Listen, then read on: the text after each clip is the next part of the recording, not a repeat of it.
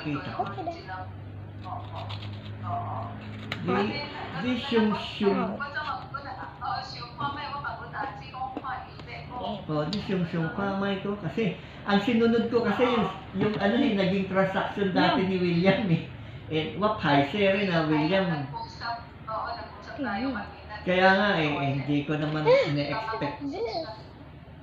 Dapat pala bago ko kinausap yung buyer, kinausap muna kita kasi kahapon pa kausap yung buyer Hindi, sa Bitpay. Hindi, yung buyer kahapon pa. Yung buyer kahapon pa pumunta.